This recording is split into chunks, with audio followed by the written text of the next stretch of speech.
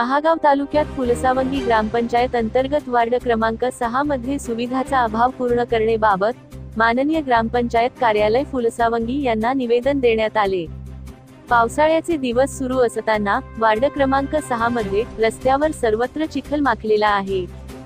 ग्रामपंचायतने वार्डामध्ये कुठल्याही प्रकारची मुरुम टाकलेले नाही, सांडपाण्याची व्यवस्था केलेली नाही। हल्ली पावसाळ्याचे दिवस असल्या कारणाने रोगराई अत्यंत प्रभावीपणे वाढण्याचे दाट शक्यता असून वार्ड क्रमांक 6 मधील नागरिकांना चालण्याकरिता व ये-जा करण्याकरिता चिखलातून रस्ता शोधावा लागत आहे। ग्रामपंचायतला वारंवार तोंडी सांगितल्यानंतरही कुठल्याही प्रकारची दखल सचिव आणि सरपंच यांनी घेतली नाही व वार्ड क्रमांक 6 मध्ये काम केलेले नाही।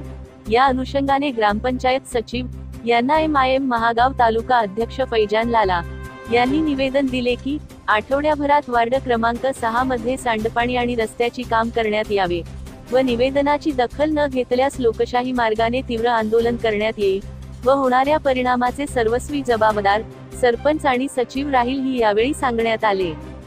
सदर निवेदन देताना महागाव तालुका अध्यक्ष फैजान लाला, फुलसावंगी शहर अध्यक्ष जुम्मन शेख, अनीस भाई, आमिर भाई, आरिफ भाई व अनेक गावकरी उपस्थित होते।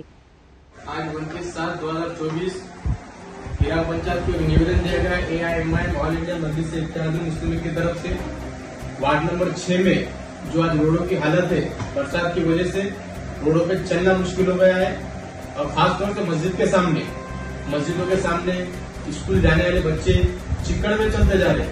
हमारा एक निवेदन देने का मकसद ये था ग्राम पंचायत को कि 2 दिन में आप यहाँ कम से कम वार्ड नंबर 6 में और हुसैन के जितने भी वार्ड है पूरे वार्डों में मुरुम डाले। अगर ग्राम पंचायत 2 दिन में मुरुम नहीं डालेंगी तो मजलिस इत्तेहाद मुस्लिम लीग इस पर एक्शन लेंगी और धरना आंदोलन करेंगी और इसकी जिम्मेदारी खुद ग्राम पंचायत करेगी।